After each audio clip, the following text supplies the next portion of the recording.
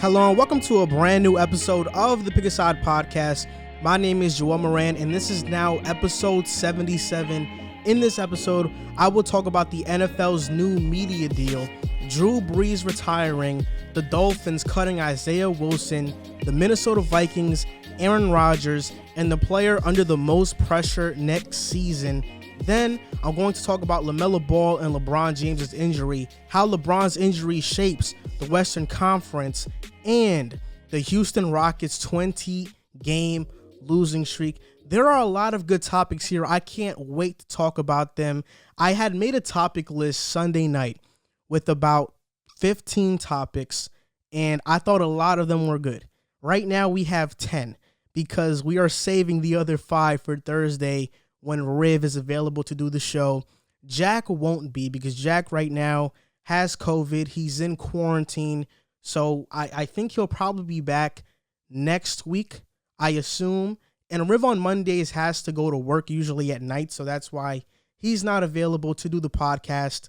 But usually that's why Riv is here on Thursdays and usually on Mondays he's not.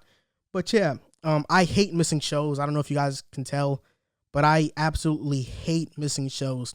Recording this podcast, I have a blast recording it, and not recording it makes me feel very low and empty. I feel like when I don't record the podcast, I'm like, damn, I wish I would have recorded it. That's why usually when they're not able to make it, I record by myself because I really do enjoy doing this. I enjoy preparing. I enjoy talking about this, and there are a lot of new stuff that have happened in the NFL that we have yet to talk about that I am dying to talk about, and I have a lot of good topics here. Also, I just wanted to share this with you guys, listeners and viewers, if you're doing this on YouTube. My personal YouTube channel just hit 1,000 subscribers, and I feel very grateful for that. I'm super happy, and this podcast has meant a lot to me because not only because I've been doing this for so long, but we're 77 episodes in. I still can't believe I have done this 77 times. But also, it has made me feel more comfortable to talk into a mic, to prepare content. You know, that's the only reason why my channel got started was because of the podcast, vice versa. So, you know, I'm just extremely grateful. If you guys have subscribed to my channel, you guys view my content, or you're subscribed to the podcast and you listen to this podcast, thank you so much because your support does mean the world to me. It really does, and I know it means the world to Jack and Riv as well. We're all super appreciative for everybody that has been tuning in. But some breaking news in the midst of all the free agency news came out. Adam Schefter and a bunch of media reporters like Ian Rappaport reported that the NFL has a new media deal. And the reason why you should care about it is because it has a lot of significant implications that I think people probably would care about. I mean, first of all, the new NFL media deal is worth $113 billion, which is an 80% increase. Because of this increase, a lot of your favorite teams are going to have a spike in their cap. So they're going to be able to spend even more money than they're spending right now. A lot of teams are going to have more cap space. That's why you see a lot of teams like the Giants being super and ultra aggressive right now because the cap is going to spike. And those expensive contracts that you see right now are probably not going to be that big of a cap hit when this new media deal kicks in, which is in 2023. So in 2023, you should see the cap start to really elevate. But a implication of this new media deal that's going to happen right away is that the NFL is now going to have a 17-game season. They're going to cut down the preseason by 1 or 2 games, but that's huge. You know, now players have less of a time to prove themselves in the preseason, and we're going to get straight to the regular season faster. It's a huge deal. So 17-game season also kicking off, and some of the partners with the NFL in this media deal are Amazon, CBS, ESPN, ABC, Fox, and NBC. They have all signed deals through 2033, and this is why you should want to know this. On Amazon's part, they're going to have Thursday Night Football, but to watch it, you have to have a Prime membership. And if you already have a Prime membership for like the regular Amazon where you order stuff, you can stream NFL games as well. CBS, they're going to retain the rights to stream AFC games, and all games will be broadcasted on CBS, and you can stream them live if you have Paramount Plus. Because if you guys heard of the new streaming platform of Paramount Plus, it's this new platform with like SpongeBob and all that other stuff.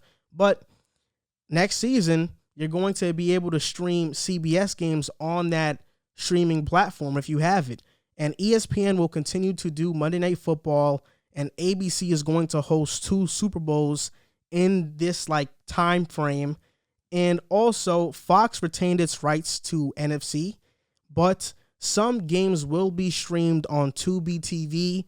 Why they chose Tubi and not Hulu is doesn't make much sense to me, but I think they should have chose Hulu, but because they own Hulu as well. But it's going to be on Tubi TV, and NBC still has Sunday Night Football, but all games that have been broadcasted on Channel 4, NBC, Sunday Night Football will be available on Peacock.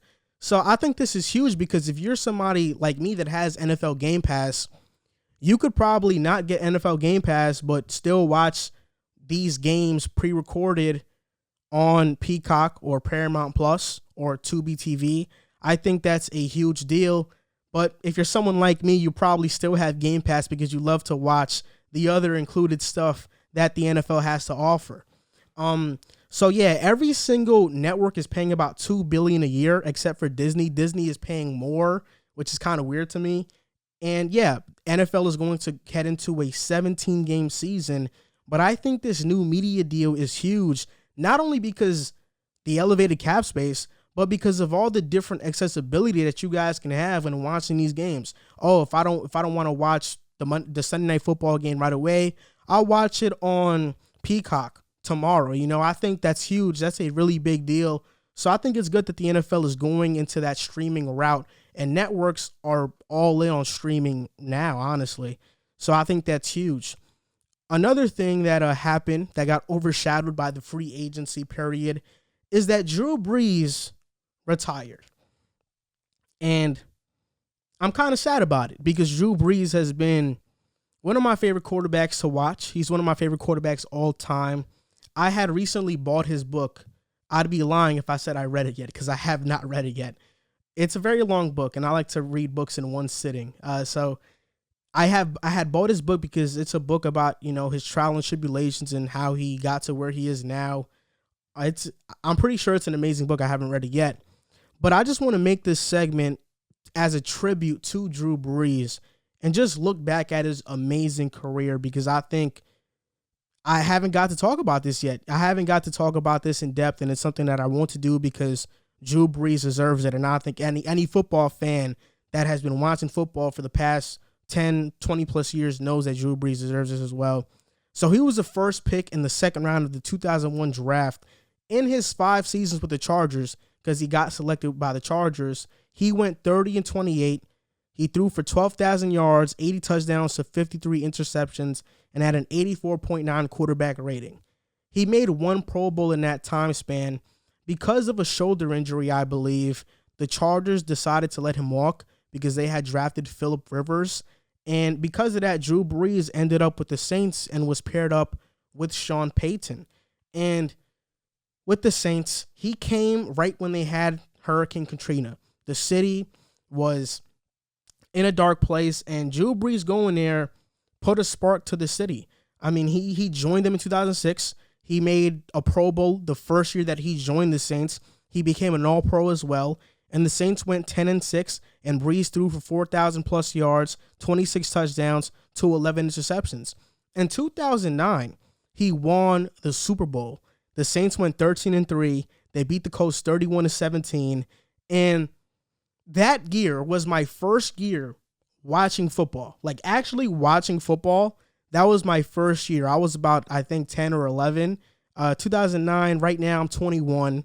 Right, it's 2021, so 12 years. Yes, I was about 9, 10, give or take. I remember that year, and I wanted the Saints to win the Super Bowl over the Colts. And that entire year, anybody watching football knew that each week that a team had to face the Saints, it was a blowout. I mean, the New Orleans Saints were blowing teams out that season. It was pretty crazy. The Jets faced the Saints in the regular season that year. I'm a Jets fan, and I remember we lost by like 40. The Saints were truly a dominant team. The Saints, when they faced the Colts in the Super Bowl, the onside kick in the second half to start off the half was probably one of the riskiest things a coach has ever done in NFL history. And then the Tracy Porter interception to seal the game later on was truly like a storybook ending. I'd be lying if I said that I wanted the Saints to win, because I actually was rooting for the Vikings and Brett Favre because I love Brett Favre too. But after they lost, I went to the Saints, And winning that Super Bowl meant so much to the city of New Orleans because of what happened with Hurricane Katrina.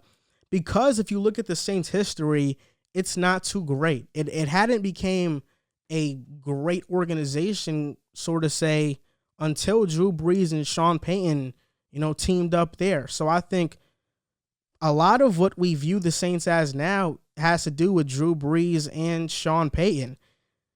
Drew Brees is one of my favorite quarterbacks, and I think his story is amazing because it's a story of somebody who keeps persevering no matter what anybody says, especially at that time in 2001 when he got drafted.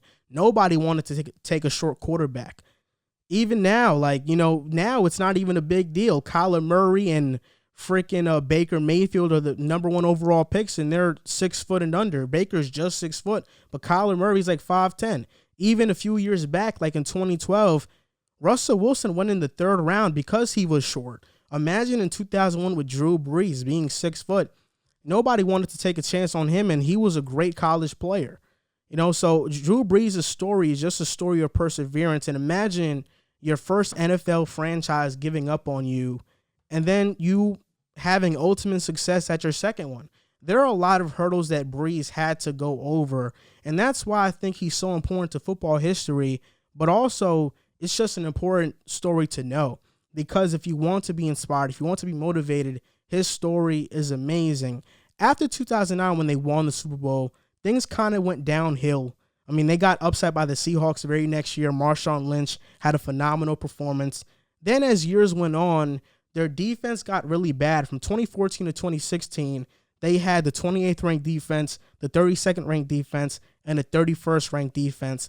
Not until these past 4 years has the Saints defense been pretty respectable, and they have got an upset. I mean, 2 seasons ago, they lost to Kirk Cousins when they were the favorites. 2 years before that, they lost with the Minnesota Miracle. And then in the NFC Championship, they lost to the Rams with a pass interference call. So a lot of things have not been going the Saints' way. They have been very unlucky.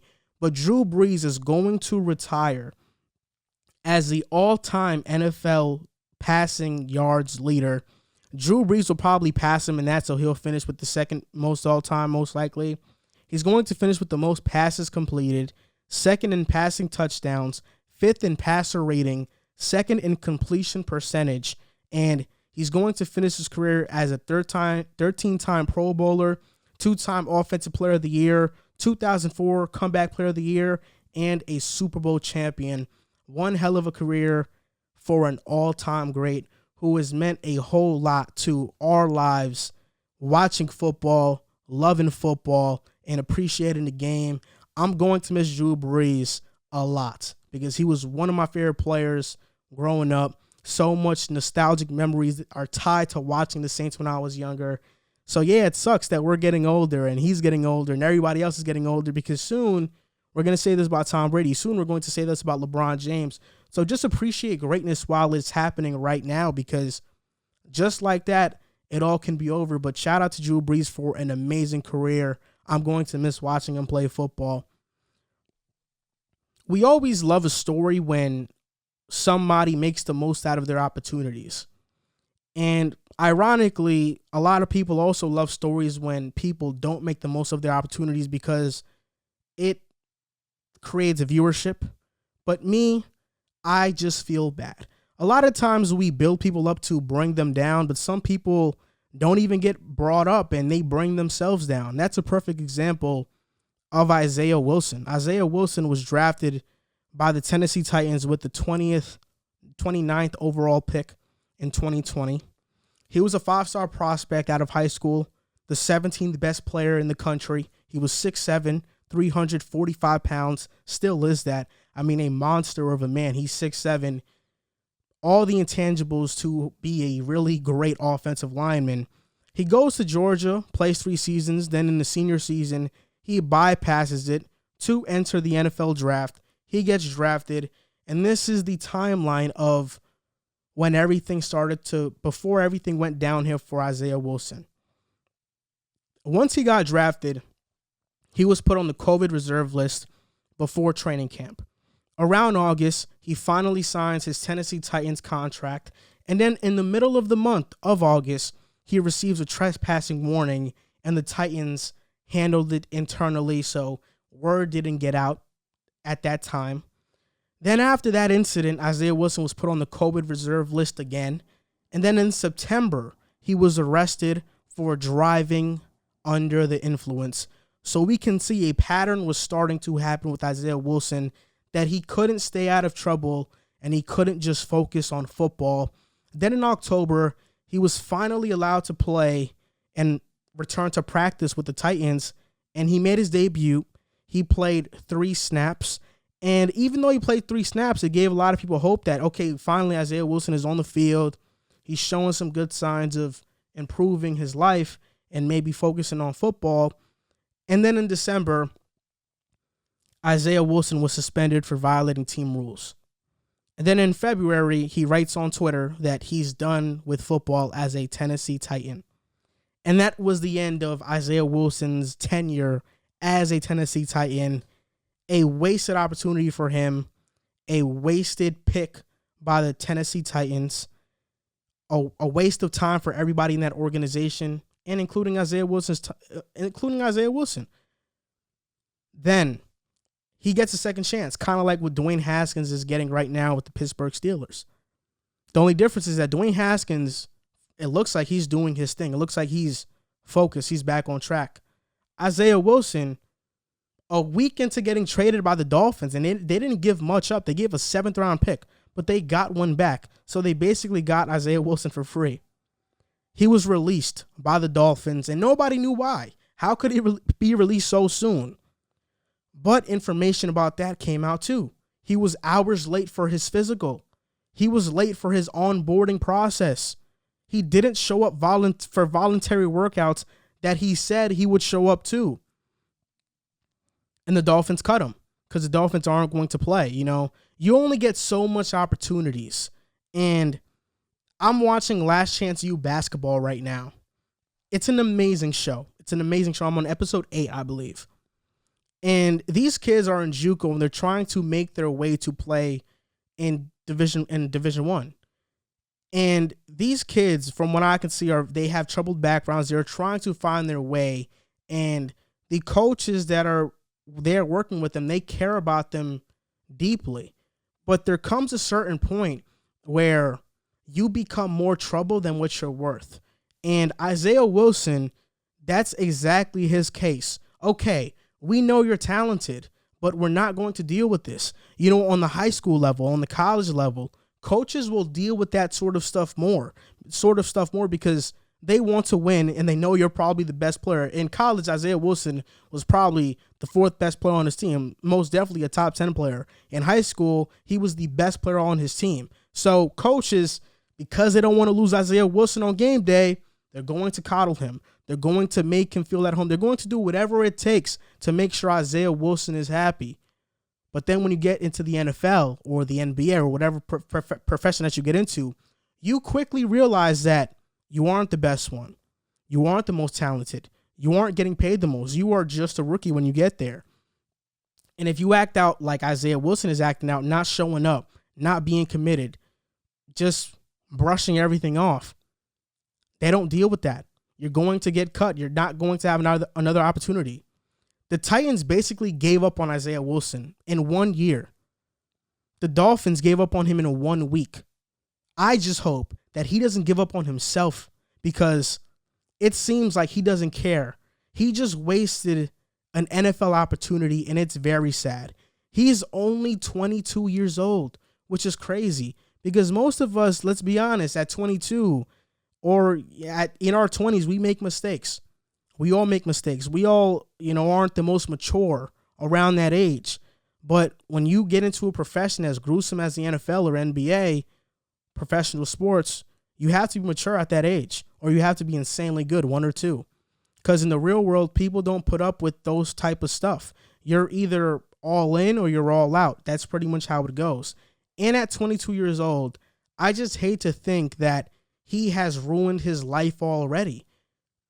2 teams already gave up on him.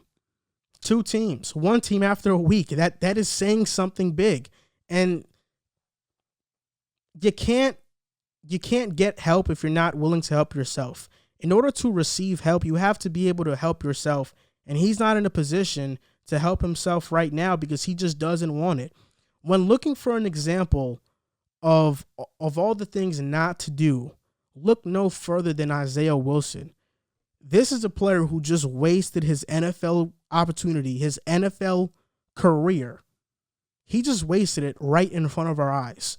And this sort of stuff happens every so often. Although we hope it doesn't happen, we see it happening.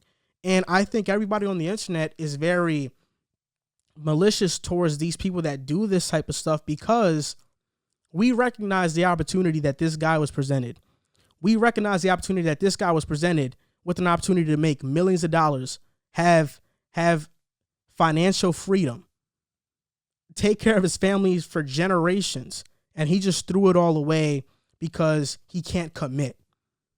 It's sad, but it's the reality, and in my opinion, I hope that he figures it out, but I feel no sympathy for him because you knew what you had. 2 organizations. You were a first-round pick. You weren't a 7th-round pick.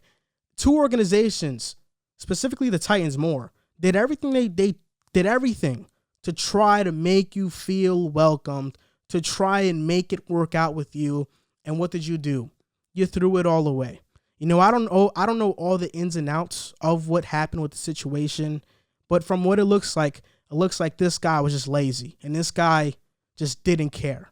And I have no sympathy for guys who don't care, because if you don't care, why should I care? He wasted his NFL career, and I hope maybe one day he comes back and makes a comeback, but you only get so many opportunities, and I would hate for him to realize years on that this was the only opportunity he got, and he wasted it. I'm done with that segment. I just wanted to get that off my chest because seeing a guy so young not pan out always is kind of sad. It's kind of sad to think about. It's kind of sad. Not going to lie. But we're going to move on, and we're going to talk about the Minnesota Vikings. And I'm very excited about this topic. So there were a lot of teams that had really great free agency periods. The Patriots, the Giants as of recent. First couple of days, nothing came out. Then boom, in the last 2 days, Adoree Jackson and Kenny Golladay, Kyle Rudolph. They had a great free agency. Also, the Minnesota Vikings had a very good free agency. They didn't sign a boatload of players like the Houston Texans, but they signed key guys like Patrick Peterson and Dalvin Tomlinson. And I want to explain why the Minnesota Vikings' lack of success last year doesn't define the team that they're going to be this upcoming season. Usually when teams have a bad year, we write them off. Oh, they won't make the playoffs. They won't do this. They won't do that. I'm telling you right now, the Minnesota Vikings are not one of those teams. So let's just get this out there. In 2020, they had the 11th ranked offense in the entire NFL. Their offense was good. In fact, Kirk Cousins had a career year. He had the second best passer rating of his entire career. They lost Kevin Stefanski as their offense coordinator, but they brought in Gary Kubiak. And Gary Kubiak is a brilliant offensive mind. Sadly, he did retire, so that means his son, Clint Kubiak, is going to take care of the play calling duties for the Minnesota Vikings. But nonetheless, offense wasn't their problem last year, and Justin Jefferson burst onto the scene. When they lost to Stephon Diggs, I was like, wow, it's going to be hard to replace him. And Justin Jefferson came in arguably better than Stephon Diggs. But their problem last year was defense. They had the 29th ranked defense in the entire NFL. And that's pretty bizarre for the Vikings because the Vikings are known as a defensive team. That being said, having one of the worst defenses in the entire NFL, the Minnesota Vikings still went 7-9. Like I said, Gary Kubiak was their OC, but Clint Kubiak, his son, is going to replace him next season. Their defense last year had some notable names missing. Mike Hughes, their most experienced cornerback on the roster last year, only played 4 games. Anthony Barr played 2 games. Danielle Hunter didn't play at all because he was hurt. And Michael Pierce opted out because of COVID. Jeff Gladney and Cameron Dantzler were asked to start. 2 rookie corners who had no NFL experience were asked to start. And that's why the secondary was so bad. Throughout the season, Cameron Dantzler really improved. And I mean, Cameron Dantzler is a starting corner in the NFL. Jeff Gladney still has to figure it out a bit, but I'm banking on his potential because I think he's going to be very good as well. But that's why the secondary was so bad. One, they didn't have a great pass rush because Danielle Hunter was out. They traded for Yannick Ngakoue, but he didn't do anything. He was traded to Baltimore like 4 or 5 games into the year. So the Vikings defense didn't have that star power that we know them for having. They had Anthony Harrison, Harrison Smith, but outside of those guys and Eric Kendricks, really nobody else. But this upcoming season, the Minnesota Vikings are going to get Danielle Hunter back. Michael Pierce is coming back. They signed Dalvin Tomlinson, and they signed Patrick Peterson. Next season, their defense is going to feature guys like Danielle Hunter, Michael Pierce, Dalvin Tomlinson. Those 3 guys in your front 4, that's going to be really good. Troy Dye, not too high on him. He's an okay linebacker. Eric Kendricks, one of the best middle linebackers in the NFL. Anthony Barr's coming back. Patrick Peterson just got signed. Cameron Dantzler, Jeff Gladney, Mike Hughes, and Harrison Smith. That, to me, on paper, smells like a top 15, top 10 defense in the entire NFL. Like, no doubt about it, hands down. They still have to find another edge rusher, and I think they'll do that in the draft. I would love for them to draft Jalen Phillips out of Miami. I think he would come to the Minnesota Vikings and make them a dominant defense because I think Jalen Phillips is going to be a really good pro. But that's just their defense. We look at their offense. You still have Kirk Cousins, Dalvin Cook, Adam Thielen, Justin Jefferson, Irv Smith Jr. And their offensive line, although it's not great, although it's not good, it's not horrendous like it was in years past. Brian O'Neill has developed nicely. Ezra Cleveland showed flashes last year in his rookie season, and Garrett Bradbury is a really good center in the NFL. They need another tackle since they lost Riley Reif, but their offensive line isn't too bad. You know, it's not the best, it's not good, but it isn't too bad. It isn't like previous Minnesota Vikings offensive lines. This offensive line is pretty okay. You can work with this offensive line. And in the draft, when they do draft an edge rusher, they're going to fill that hole, and I think the rest of the draft is going to be predicated on getting in offensive linemen. I wouldn't be surprised if the Minnesota Vikings win 10+ games next season. I think if we're in a 17-game season, I would predict for them to win 11 games. The Vikings will be in the mix for the playoffs next year. I'd even say that they're a lock to make it because when you have a top 15 or top 10 defense featured with a top 10, top 15 offense, there's no way that you don't make the playoffs. And I think the Minnesota Vikings free agency has really went under the radar because they only signed 2 real key, like big name players. But those players were huge. Dalvin Tomlinson and Patrick Peterson. Both of those guys, I'm pretty sure, were on the top of a lot of other teams' free agent watch list. Definitely. And the Minnesota Vikings landing both of them was huge. And we also tend to forget that Kirk Cousins is a very good quarterback. I know that he gets this reputation for being bad, mostly because most people see him in primetime games. And in primetime games, he is usually not the winner. I mean, he's like 1-7 in primetime games. But he had a career year last year. Second best passer rating of his career. And if I were a Vikings fan, I would be really excited to watch this team play next season. I know I'm really excited to watch this team play next season, and now I'm not even a Vikings fan. But wow, I think the talent they have on this roster is really great, and I can't watch to see them play. I can't wait to see them play. I misspoke there. Their NFC North counterpart, the Green Bay Packers, didn't exactly do the same things.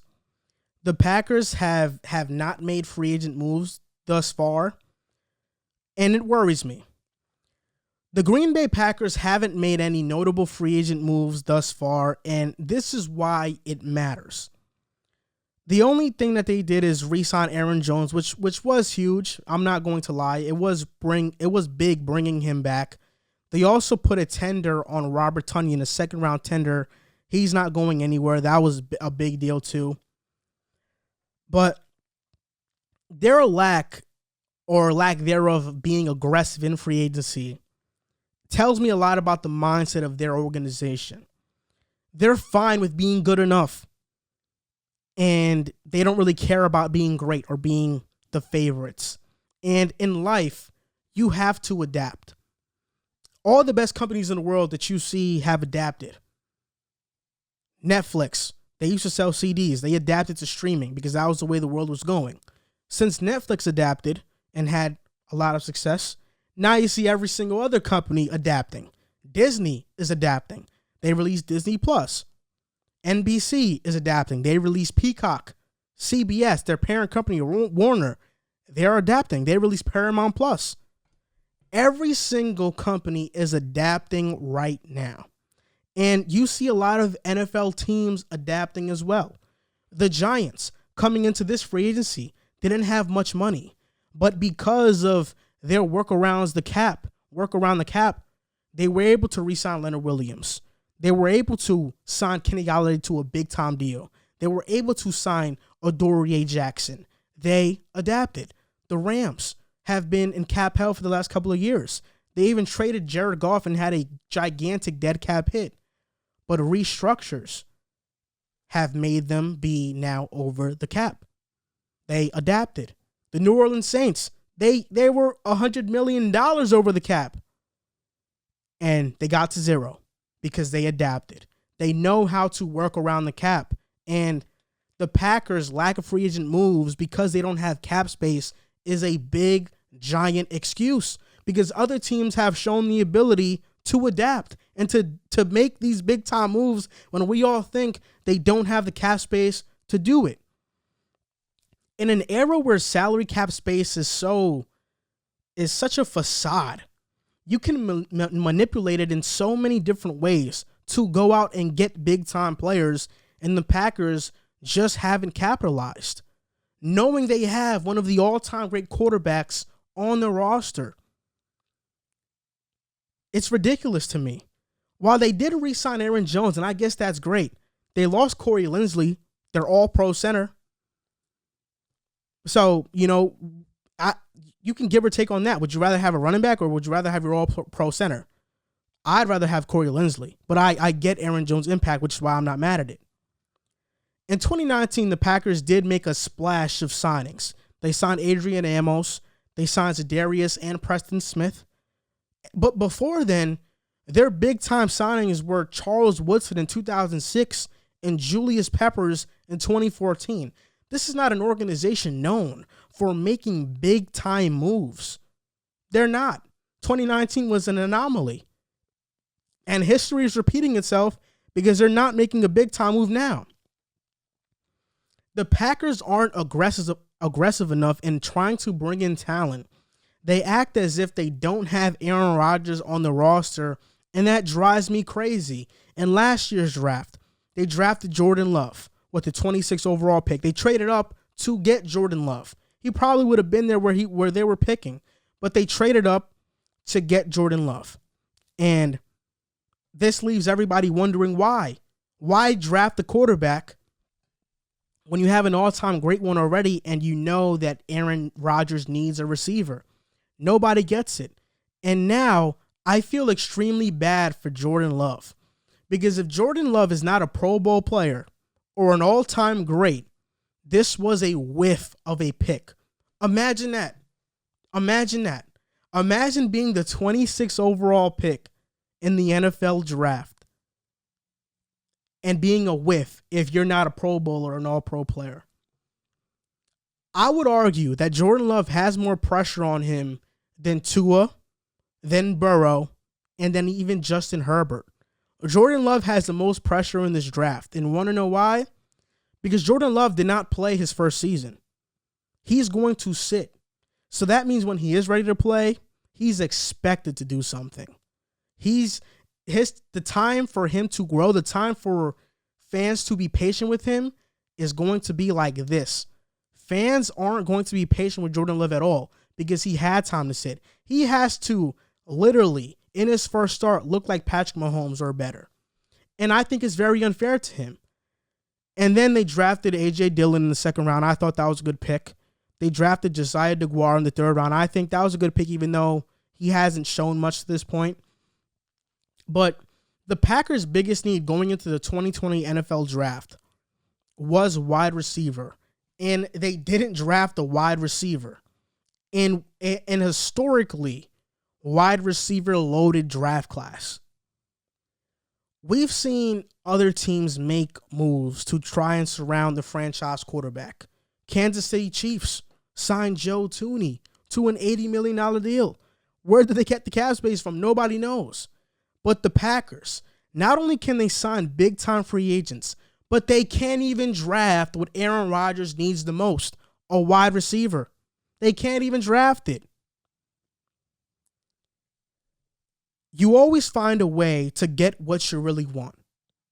If you really want something, you're going to go after it. Like I mentioned before, the examples with the Giants. They really wanted Kenny Golladay and Adoree Jackson. They got him. The Chiefs really wanted Joe Thuney. They got him. The Saints really wanted to build a Super Bowl roster around Drew Brees. So they handicapped themselves for the future multiple times to build a great roster around Drew Brees. The Packers' lack of free agent moves tells me they don't really want to maximize Aaron Rodgers' time with the Green Bay Packers. They are fine with just being good enough.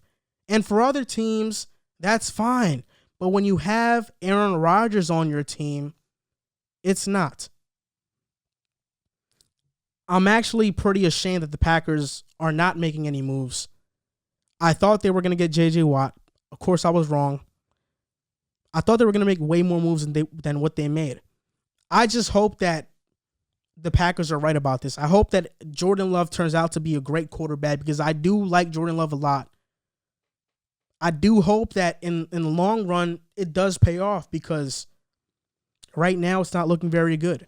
And the Packers deserve all the criticism that they are getting, rightfully so. Because their fans are looking at every other team make big time moves with no cap. And the Packers are sitting there not making any. It's ridiculous. The Packers organization has a lot of pressure to maximize Aaron Rodgers' talent. And that's an organization with a lot of pressure. I'm going to transition to a player that's facing a lot of pressure next season. And I'd argue that he's facing the most pressure of any player next year. I think that's Daniel Jones. Daniel Jones, his first year, showed a lot of flashes.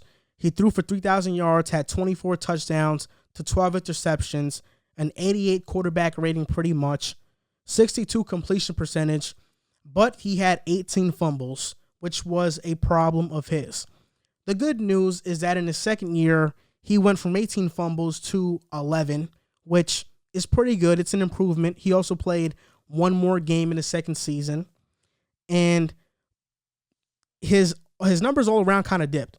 He had 11 touchdowns compared to 24 his rookie year, and he had 10 interceptions, which is less, but still he didn't throw as many touchdowns.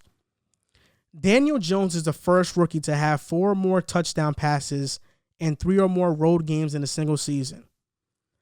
Kind of like Baker Mayfield, Daniel Jones had a great rookie season, and then in the second season, regressed.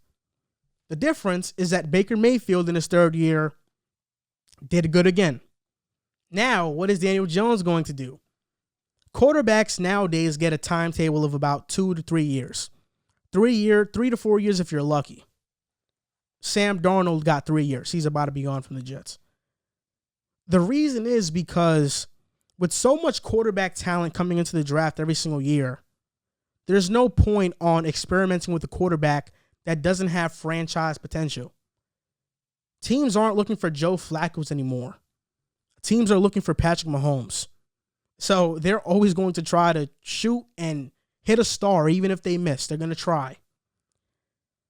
But the Giants last year had the 9th ranked defense in the entire NFL. Their offense was the problem. They had the 31st ranked offense. But they addressed that in free agency. They signed Kenny Golladay, a number 1 receiver, to a 4-year, $70+ million contract. They signed Kyle Rudolph, a former Pro Bowl tight end, who still has a lot left in the tank. The Giants' offense looks like this. Saquon Barkley, Kenny Golladay, Sterling Shepard, Darius Slayton. They have some depth guys in John Ross and Dante Pettis. And at tight end, Evan Ingram and Kyle Rudolph. I mean, the Giants' offense is stacked. It's stacked. This set of weapons would be any quarterback's dream. And for the last couple of years, the Giants' offense has had 2 problems. 1, their offensive line stinks. 2, they don't have a number 1 receiver. Sterling Shepard and Darius Slayton, they're fine. They're good. They're number 2s. They're not number 1s. Kenny Golladay is a number 1, 2-time Pro Bowler. 1-time Pro Bowler. Pardon my mistake. The offensive line also isn't as much as a question mark next season as a lot of people think it is. Nate Soldier is coming back, and although he's not exceptional, he's cool. He's good. He's okay. He's not nothing crazy, but he's okay. Andrew Thomas, after they fired offensive line coach Mark Colombo, stepped up, and he got better. So did Nick Gates, and so did Shane LeMahieu. And the Giants are probably going to draft an offensive lineman with that 11th overall pick since they signed Kenny Golladay. They probably draft a Christian Darrisaw or Elijah Vera Tucker, maybe a Rashawn Slater if he slips. There are no excuses for Daniel Jones next season. I think the Giants would be Super Bowl contenders if their quarterback was anybody else besides Daniel Jones. Just imagine this. Imagine if they had Deshaun Watson, Russell Wilson, or Aaron Rodgers, Josh Allen, or Tom Brady. Let's start with Deshaun Watson. Let's say the Giants had an offense of Deshaun Watson, Kenny Golladay, Darius Slayton, Sterling Shepard, Evan Ingram, Saquon Barkley, and Kyle Rudolph. Forget the offensive line. That's a dominant offense, like no doubt about it. With that defense, with the Giants defense, who now feature a secondary of James Bradbury, Adoree Jackson, Jabril Peppers, Logan Ryan, Julian Love was phenomenal last season. A defensive line of Dexter Lawrence and Leonard Williams. Linebackers of Blake Martinez, Jimenez. This is a really great roster. And if their quarterback was anybody besides Daniel Jones, an actual great quarterback, the Giants are a Super Bowl contender.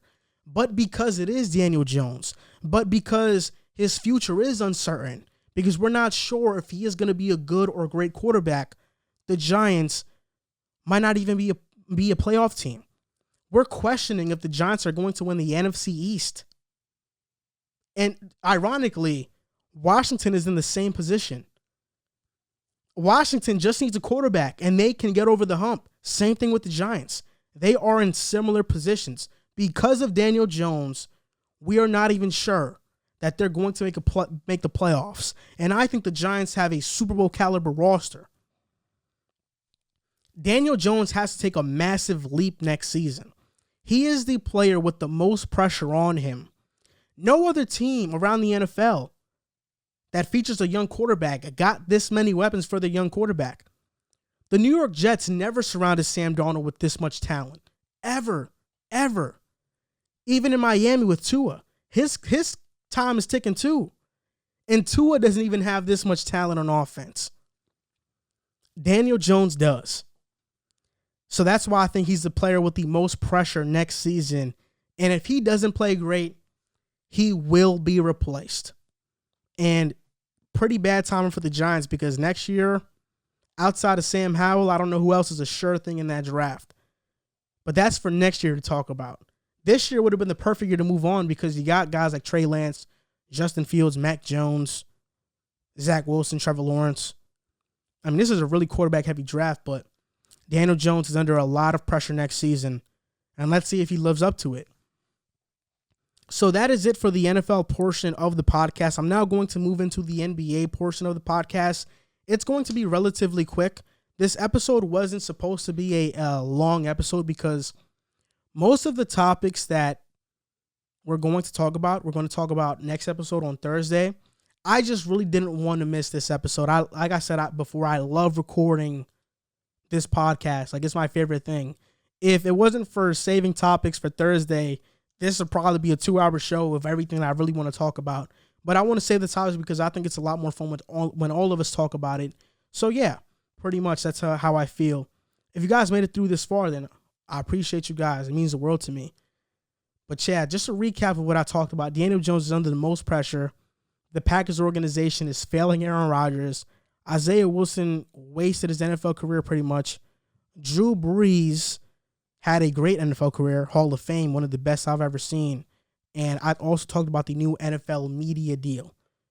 In the NBA, we're going to talk about LaMelo Ball and his injury and what that means for the Rookie of the Year race.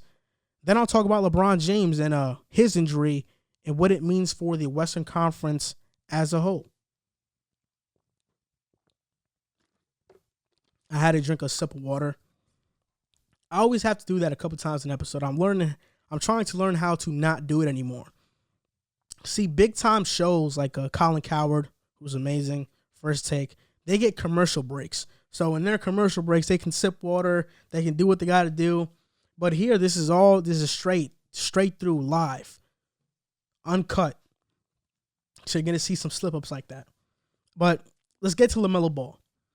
LaMelo Ball is out for the remainder of the season. He had a fracture to his right wrist.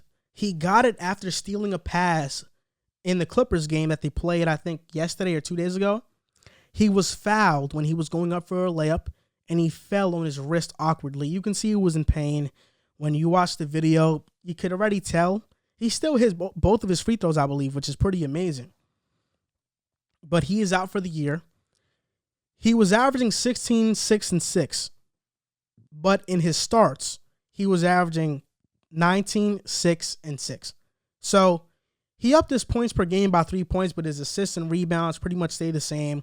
And the two concerns coming into the NBA that people had about LaMelo, how is his shot going to translate, and is he going to be a good defender?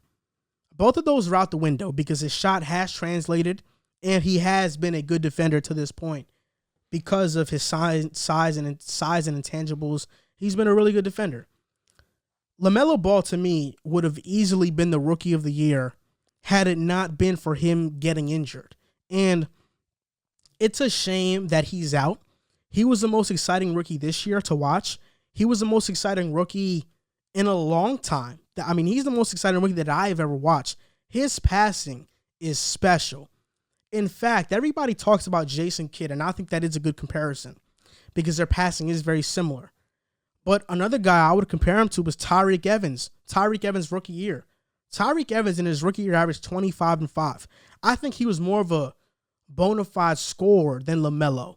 But when you talk about their rookie years being point guards that are around 6'6", 6'7", I think their games were very similar, and their rookie years were very similar to each other.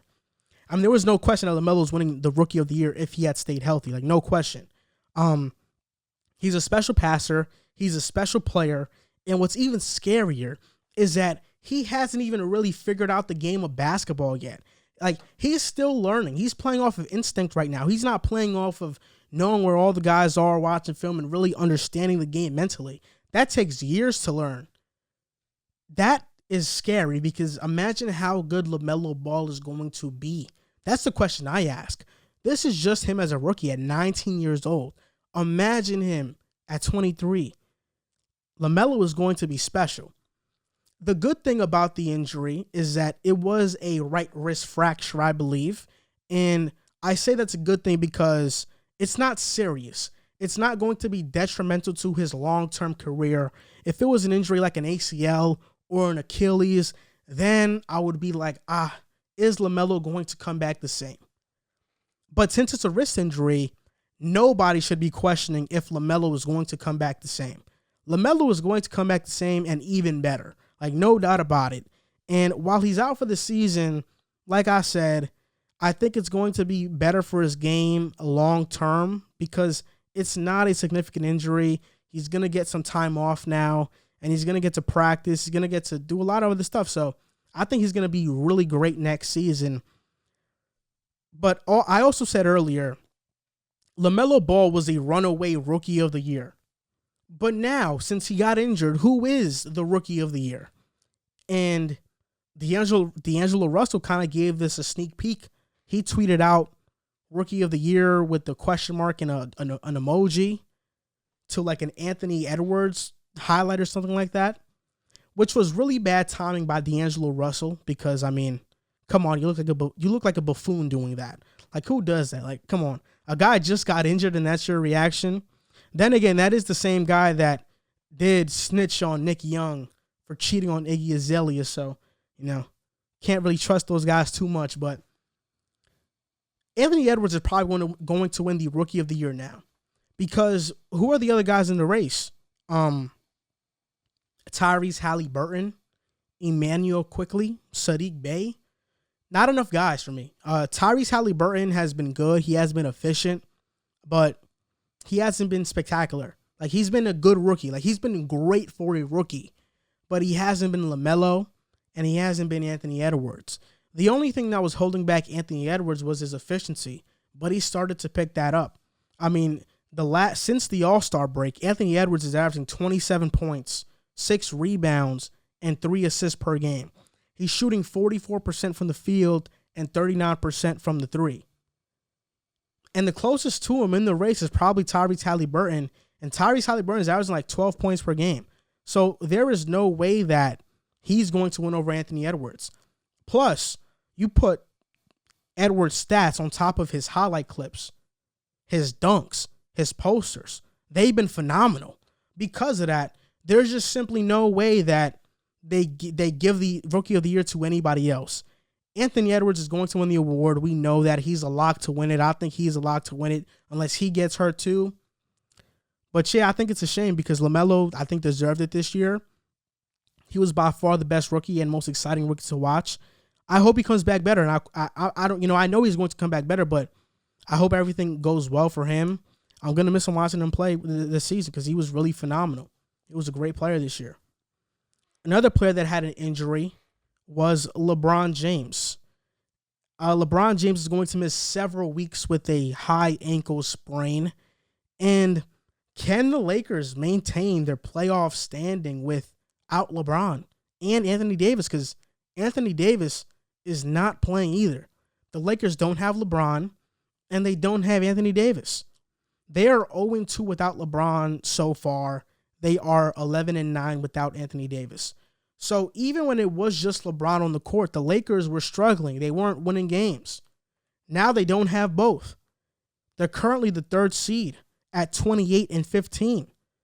And the 8th seed is only 5 games behind in the Dallas Mavericks. Can the Lakers drop 5? I think they can. It's a possibility. The Lakers have the 8th hardest strength of schedule moving forward, which means without LeBron or Anthony Davis, their schedule is going to be tough. Can Dennis Schroeder, Montrezl Harrell, and Kyle Kuzma keep them afloat? I'm not sure. Dennis Schroeder is more of a complimentary player. Kyle Kuzma is more streaky. He already figured out his role with LeBron and AD. So him going back to kind of like the Lonzo days of the Lakers is going to be tough for him. And Montrezl Harrell, just a guy, to be honest. I think he has high energy, but he's very bad defensively. So he's not the 6th man that we all thought he was when he was with the Clippers. I don't think he's really the same. But it's very possible that the Lakers do drop down to the 8th seed in the time that AD and LeBron are out. And imagine that. Imagine the Lakers going into the playoffs as the 8th seed. They would probably be the most dominant 8th seed in history They would probably be the first 8th seed since the New York Knicks in 2000 or 1999. It was 1999. They'd be the first team to go to the finals as an 8th seed since the 1999 Knicks. If they were to be the 8th seed, that's what I believe. But what this tells me about the West is that the West is wide open this year. Any team can make it out the Western Conference. The Utah Jazz, the Portland Trailblazers, the Los Angeles Clippers, the Phoenix Suns, the Denver Nuggets. Like, you name any team. If LeBron and AD are not a full go, any team can make the finals out the West. This is any team's opportunity to make the finals. Kind of like when Jordan took 2 years off of baseball, 2 years off to go play baseball. Every team knew, especially in the East, that their window of opportunity was now. That's kind of like what the West is now, with LeBron and AD not being a full go right now. It's wide open. It's literally the wide, wild open West. And between these teams, I can't really pick a winner. I like Utah. I really do. But they have been slowing down as of recently. Their efficiency was at an all-time high. And to ask them to continue to keep doing that is going to be tough. Plus, Rudy Gobert in the playoffs, when he has to switch onto guards, it's going to be tough. The Clippers. The Clippers are just too much of a streaky team. Sometimes they play hard, sometimes they don't. Kawhi Leonard is phenomenal, but you can't really count on Paul George. And who else on that team can really get you a bucket? Lou Will, we've known him to be a really great sixth man, but he just hasn't been that guy this year or even last year for the Clippers. Then you look at the Phoenix Suns. The Suns have a great team, but they're just way too young for me to really pick them right now. I don't think they have the depth to really go that far. Or not to go that far, but just to make the finals. The Denver Nuggets. I like Denver, but they just have too much injuries. Gary Harris, Paul Millsap, even though I think he did come back. You know, I'm not sure. I'm not too certain about their injury history and what can happen there. And then the Portland Trailblazers. I love the roster. They have a bunch of depth, but they just have no defense. So that's going to be tough as well. The Western Conference is literally wide open. Anybody can take it. It's not like the East. Like in the East, we know it's the Brooklyn Nets and everybody else. But the West, it's totally out in the open. Anybody can win. I know the Spurs are in the playoffs, but I didn't mention them because even with LeBron and AD injured, I don't think the Spurs make the finals. I don't even really give them a chance to, regardless. But who would have thought that LeBron, an Iron Man, would get injured and be out several weeks? Anthony Davis's injury history is coming back to bite the Lakers because he had an injury history with the Pelicans. I'm telling you, man, don't be surprised. Everybody was so quick to pick the Lakers as favorites, but with no AD and just LeBron, I'm still hesitant to pick them to go to the finals. And with the hobbled LeBron or AD, forget about it. They're not going to make it at all. The Lakers thus far have been one of the better teams in the Western Conference. One of the worst teams in the Western Conference are the Houston Rockets, but they have been one of the better teams in the West the last couple of years with James Harden. The Houston Rockets are now on a 20-game losing streak. Most of that has been without Christian Wood, so let's be fair. But let's also call it how we see it. 17 of those 20 losses have been by double digits, and they face Toronto tonight. So by the time this episode is over with, the Rockets could have either won their first game in the last 20 games or they could be on a 21-game losing streak. Surprisingly, even though the Rockets have been horrendously bad so far, they are not the worst team in the NBA. It's still the Minnesota Timberwolves. They're ahead of them by like a game, so it's not like a huge disparity. But that just goes to show how bad the Timberwolves have been. And I don't even think it's the talent. Because, I mean, even without Christian Wood, the Rockets have Eric Gordon, John Wall, Christian Wood. Christian Wood has been out. Victor Oladipo, Daniel House, Jayshawn Tate, and they just got Kevin Porter Jr. I don't think it's the talent. I mean, is Steven Silas a bad coach? I know it's way too early to ask that question, but is it? I'm not really sure. Is it really too early to ask that question? I mean, I don't think you can be a good coach in the NBA and lose 20 games, like 20 straight games. If you go on a 20-game losing streak, how can you be a good coach? You could at least pull one game out in a 20-game span, like at least one game.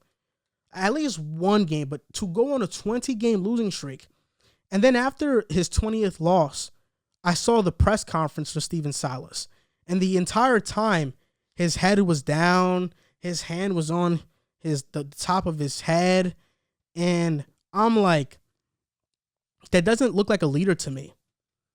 Even though you lost 20 in a row, your body language, it shows like you quit on your team. It shows like you don't care. I don't think it's too early to ask if Stephen Silas is a bad coach. He probably is. But I want to get into something even deeper than that. Isn't this the perfect time for the Rockets to be bad? Think about it. I think now was the perfect time for the Rockets to suck. This franchise has made the playoffs for 8 straight years due to James Harden. The minute James Harden gets traded, they get a boatload of first-round picks back. And their first-round pick this year, the past years with James Harden, the Rockets have been trading first-round picks left and right. Luckily, the first-round pick that they traded to OKC for Russell Westbrook, that is this year's first-round pick, is top 4 protected. So it's not unprotected. And I always say, I'd rather be horrible than stuck in the middle. Let's just look at some recent examples.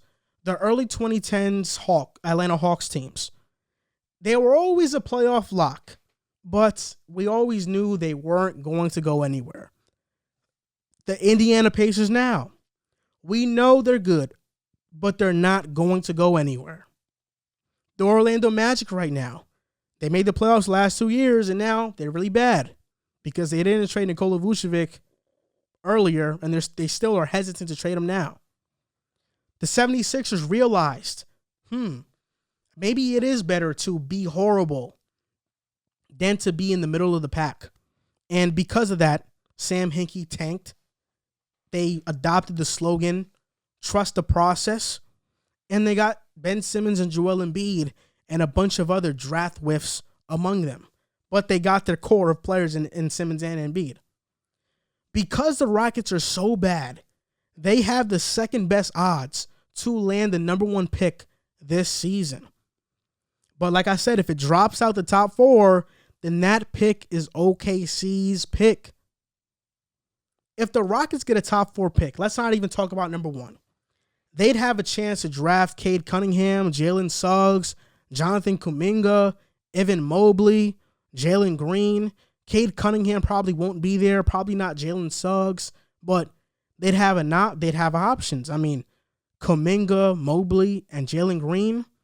Like, this is a good year to be picking in the top 5 with Cunningham, Suggs, Kuminga, Mobley, and Green. If you're picking in the top 5, you're going to get a really good player. For the Rockets, they hope it's top 4 because they can't slip out the top 4. When you take into account all the talent that the Rockets already have on the roster, like Christian Wood, Kevin Porter Jr., Jayshawn Tate, Eric Gordon's under contract for next year. So is John Wall. So is Daniel House. Imagine a team of Cade Cunningham, Christian Wood, KPJ, John Wall, Eric Gordon, Daniel House. I think that's a competitive team. And when you take that into account with all the first-round picks they have moving forward because of the James Harden trade, the Rockets have a lot to work with. And luckily for them, this won't be a long rebuild if they get this top pick. If I was a Rockets fan, I would want to continue losing because what's the point of winning? If you win, you don't even have a first-round pick in a loaded draft class. Everybody thought the Rockets were going to be a middle-of-the-pack team. So did I. I mean, they went on a 5-game winning streak when Harden first got traded. That went downhill quick. And then they went on this 20-game losing streak. So although I wasn't expecting this from the Houston Rockets, like, it is the perfect scenario. You just lost your franchise player in James Harden, and you're about to get a new one. Potentially in Cade Cunningham, Kuminga, Suggs, Mobley, or whoever else, or Jalen Green. So I would say Houston Rockets, keep on tanking. Keep on taking. Trade Victor Oladipo for nothing. Don't ask for too much. Trade anybody. Just keep on tanking. Continue losing. If I was a Rockets fan, that is what I would want. And that is the best case scenario for the Houston Rockets organization moving forward. So they should keep losing. And I hope they do become good sooner rather than later. I love Houston. I love the Houston Rockets. Although I don't like their current uniforms, I still like them as a team. So, yep, keep on losing. The tank is on, and it should be on. You can't let that pick go past top 4. Hopefully they figure it out. That is going to do it for this episode of the Pick a Side Podcast, episode 77. It was an hour and 5-minute show. Not a long show. We're about to hit an hour and 6 minutes. It wasn't a long show. I'm going to say I am kind of disappointed that it wasn't a longer show, because whenever a show is an hour or so, I kind of feel like I whiffed you guys. But trust me, I do a lot of research. Just when it's only me talking, like it's hard. Like it's harder to prepare for a show when you're one person, because when Jack and Riv or we have a guest on here, we're bouncing back and forth and having a conversation. So our conversations are longer. When it's just me, I'm just talking to myself. So I can only fill up so much time. I can't talk for 10 minutes on one segment, so that's why. But I'm glad that if you guys enjoyed this episode, I'm glad. It makes me happy. I put a lot of work into this. Today, I just bought a monitor. I just bought a gaming monitor because I'm going to start streaming, playing 2K or Call of Duty or Madden, whatever that is, because I always enjoyed gaming. And since I do have my YouTube channel now, when I go live, I'd rather go live and play some video games and talk with the audience instead of going live and just showing my face the entire time. So that's why I got it. But yeah, this is the 77th episode of the Pick a Side Podcast.